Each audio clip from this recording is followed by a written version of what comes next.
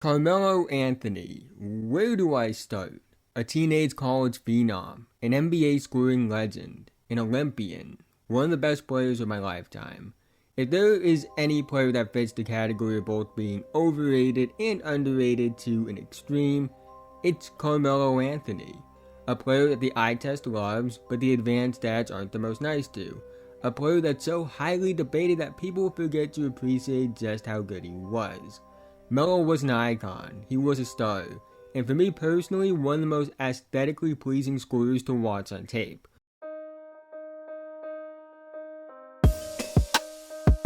This may sound weird to say because the perception around Melo not being able to adjust to lesser roles later on in his career is a thing, and it is fair to bring up because it was a thing that happened. But I think one of the things I appreciate about Melo the most was his ability to adjust to the times in terms of how the game was played. Through the first 9 years of his NBA career, Melo only shot 32.2% from 3 on 2.6 attempts per game. Compare that to the next 10 years of his NBA career, where he shot 37.2% on 5.3 3-point attempts per game.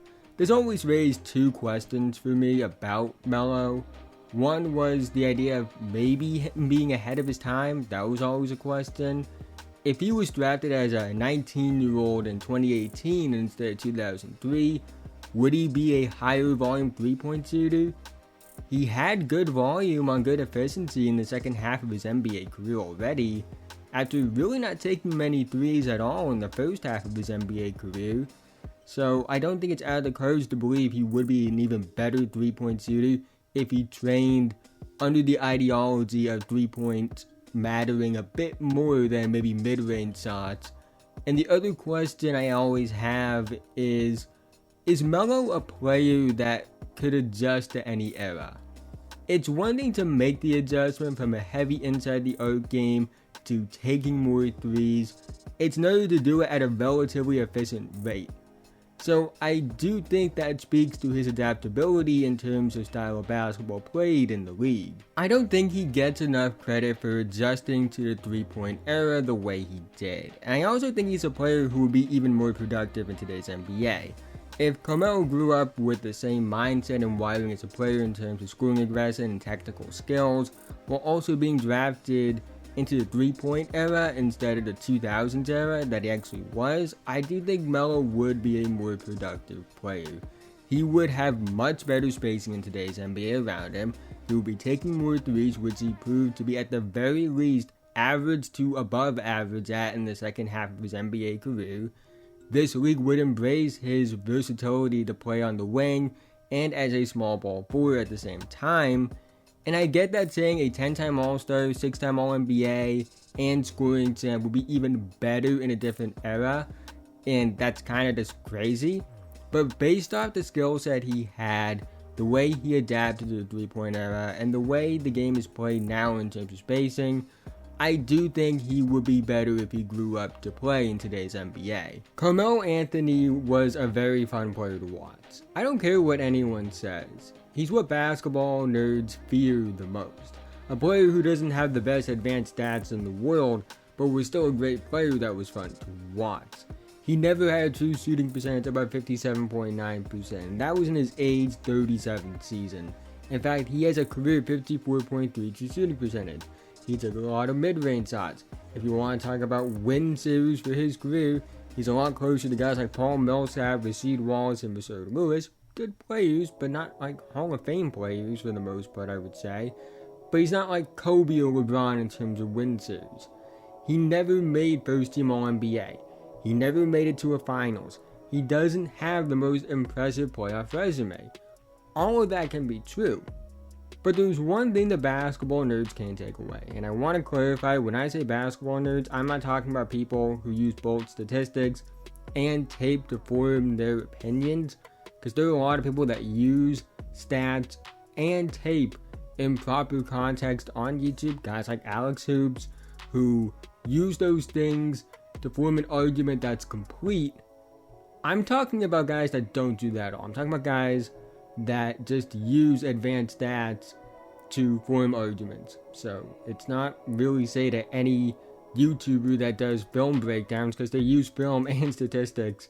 It's more about people on Twitter than anything.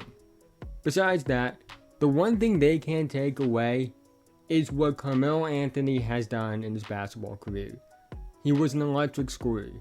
He was a skilled scorer. In fact, I would say this is something that I talked about with Embiid.